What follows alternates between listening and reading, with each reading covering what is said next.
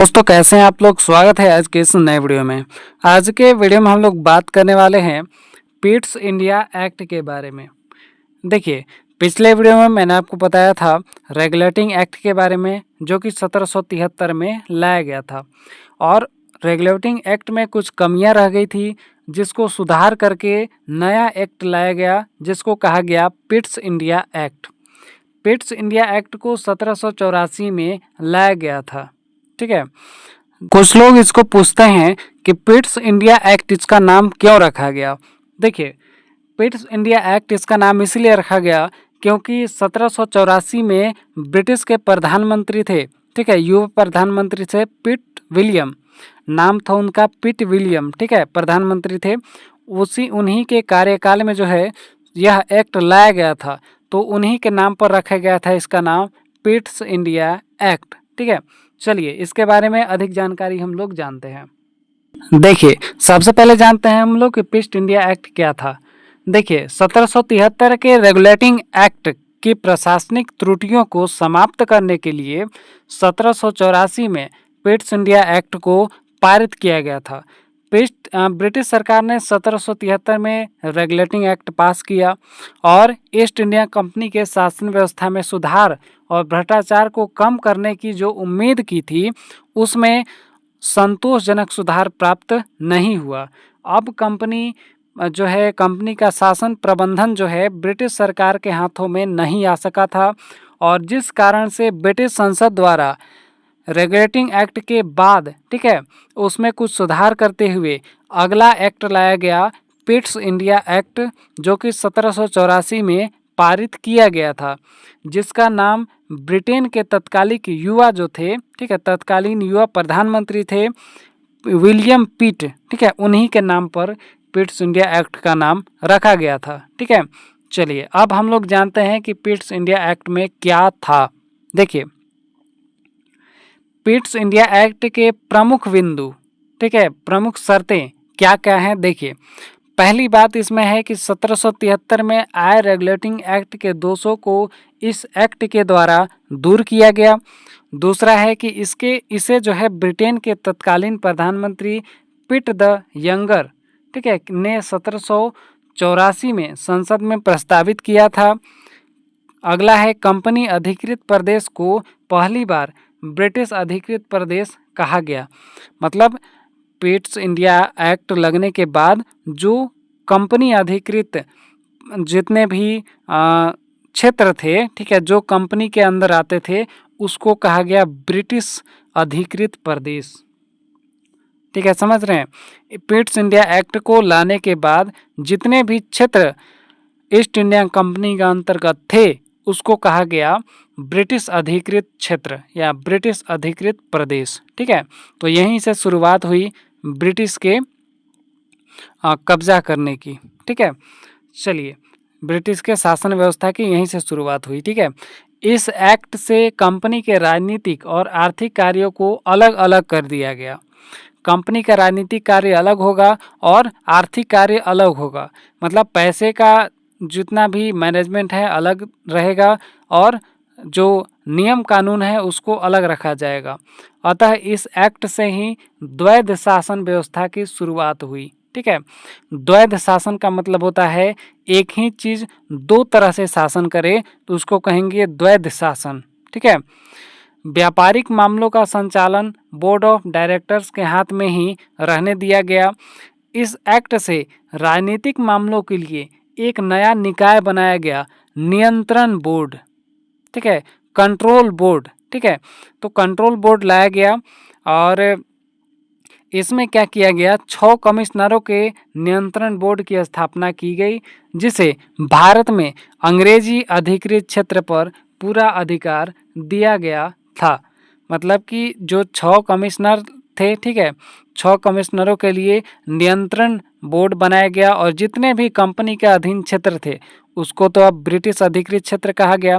तो जो ब्रिटिश अधिकृत क्षेत्र थे उस पर पूरा नियंत्रण ये 6 कमिश्नरों नियंत्रण बोर्ड को दिया गया था। ठीक है, नियंत्रण बोर्ड जो बनाया गया वो नियंत्रण बोर्ड अब 6 कमिश्नरों के पूरे क्षेत्र पर, मतलब ब्रिटिश अधिकृत क्षेत्र पर अपना कंट्रोल कर चुकी थी। ठीक है, इसे इसे बोर्ड ऑफ कंट्रोल कहा जाता था। ठीक है, मतलब नियंत्रण बोर्ड को बोर्ड ऑफ कंट्रोल कहा जाता था। इसके सदस्यों की नियुक्ति ब्रिटेन के सम्राट द्वारा की गई थी। ब्रिटेन के सम्राट ने क्या किया, बोर्ड ऑफ कंट्रोल बनवाया। ठीक है, और बोर्ड ऑफ कंट्रोल में 6 जो है सदस्य रखे। ठीक है, 6 सदस्य थे और ये 6 सदस्य बोर्ड जो है पूरे जितना भी ब्रिटिश अधिकृत क्षेत्र था, प्रदेश था, उस पर नियंत्रण करते थे। इसके 6 सदस्यों में एक ब्रिटेन का अर्थमंत्री था। ठीक है, एक ब्रिटेन का क्या था, अर्थमंत्री। ठीक है, तथा दूसरा विदेश सचिव तथा अन्य सम्राट द्वारा अपनी प्रिवी काउंसिल के सदस्यों में से चुने जाते थे।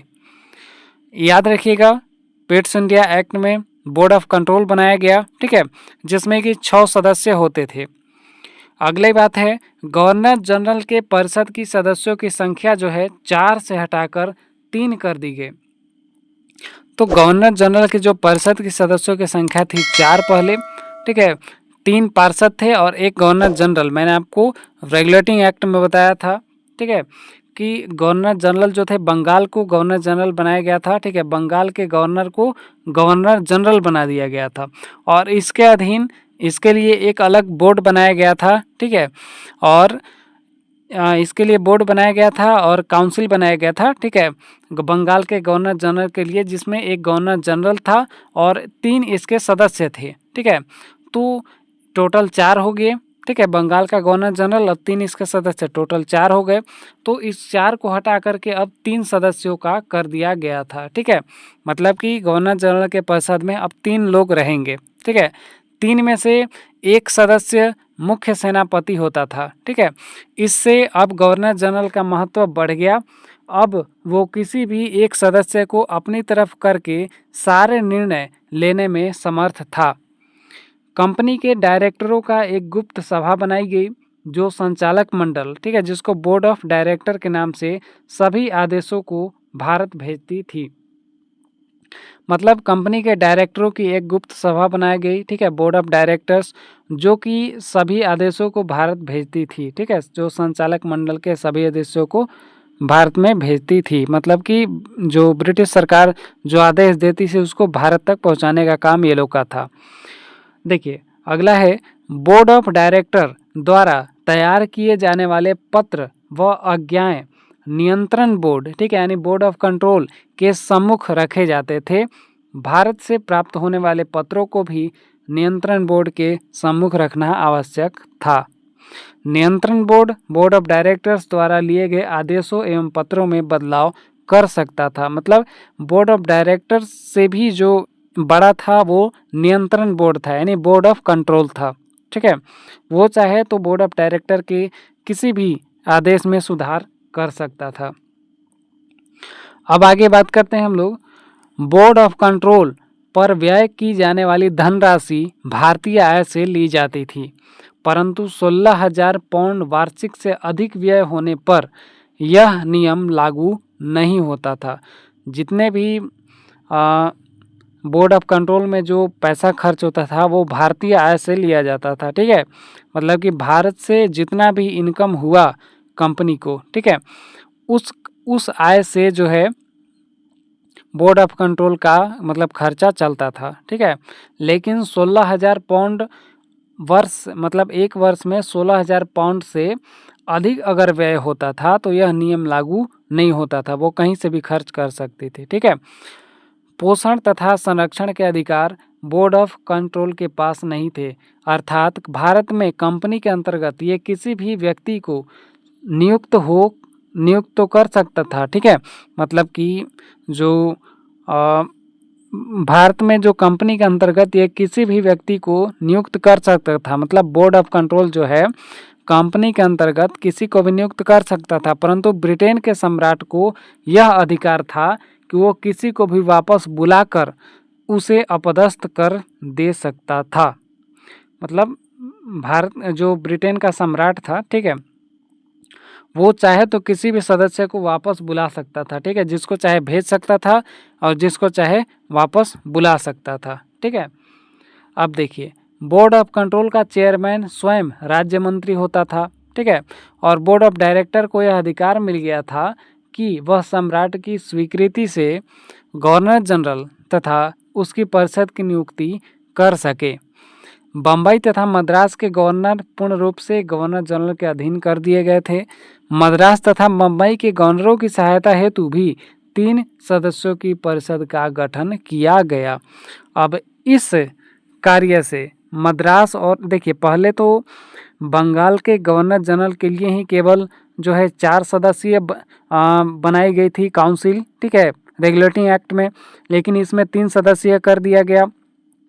अब 3 सदस्यीय जो काउंसिल है वो मद्रास के लिए भी और बम्बई के लिए भी बना दिया गया इस एक्ट के तहत। अब इससे क्या हुआ कि बंगाल के गवर्नर जनरल जो वॉरेन हेस्टिंग थे वो नाराज हो गए, ठीक है। उन्होंने इस एक्ट का विरोध किया और विरोध करने के बाद क्या किया गया कि 1785 में ये इस्तीफा दे करके वापस इंग्लैंड चले गए, ठीक है, जहाँ पर बर्क नामक एक मंत्री ने उस पर महाभियोग चलाया और भ्रष्टाचार का आरोप लगा के, मतलब वॉरेन हेस्टिंग पर जो है भ्रष्टाचार का आरोप लगा दिया, ठीक है। बर्क नामक एक मंत्री था और महाभियोग चला दिया, ठीक है। मुकदमा दायर हो गया वॉरेन हेस्टिंग पर, जिसके बाद वॉरेन हेस्टिंग को बरी कर दिया गया था, ठीक है। चलिए आगे अगला पॉइंट है, फिर पॉइंट बाय पॉइंट बात करते हैं तो अच्छा रहता है, ठीक है। अगला है, इस एक्ट के अनुसार गवर्नर जनरल किसी भी संधि को करने से पहले कंपनी के डायरेक्टरों से स्वीकृति लेगा। मतलब गवर्नर जनरल जो है वो अगर किसी भी संधि को करता है, ठीक, कोई भी संधि करता है अगर किसी से भी, ठीक है, तो वो कंपनी के डायरेक्टरों से स्वीकृति लेगा, परमिशन लेना होगा।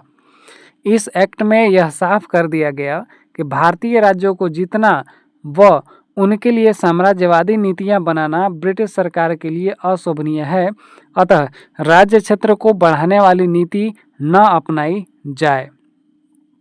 अब देखिए क्या इस एक्ट में क्या कहा गया, मतलब इस एक्ट में साफ कर दिया गया, कह दिया गया कि भारतीय राज्य को जीतना, मतलब भारतीय जितने भी और क्षेत्र हैं उसको जीतना और उनके लिए साम्राज्यवादी नीति बनाना ब्रिटिश सरकार के लिए अशोभनीय है, ऐसा कहा गया। मतलब ब्रिटिश सरकार ने कहा कि अब कोई भी अधिक राज्य को मत जीतो, ठीक है, और कोई भी नियम कानून ऐसा मत बनाओ जिससे कि और अधिक राज्य पर कब्जा हम कर सके, ठीक है, ये ब्रिटिश सरकार के लिए अशोभनीय है। अतः राज्य क्षेत्र को बढ़ाने वाली जो नीति थी उसको अब नहीं अपनाई जाना चाहिए, ठीक है, मतलब कि राज्य क्षेत्र को अब नहीं बढ़ाया जाना चाहिए, इस एक्ट के तहत ये बताया गया, ठीक है। इस एक्ट में कंपनी के कर्मचारियों का देशी शासकों के साथ धन के लेन देन को गलत और अपमानजनक बताया। इस तरह के कार्यों में लिप्त कर्मचारियों के कठोर कानून बनाने पर बल दिया गया। मतलब जो भी कंपनी के कर्मचारी थे वो देशी रियासत जो थे, देशी शासक जो थे उनसे लेन देन करना उनको गलत कहा गया और इसके लिए कठोर कानून बनाया गया था, ठीक है। देखिए भारत में अंग्रेज अधिकारियों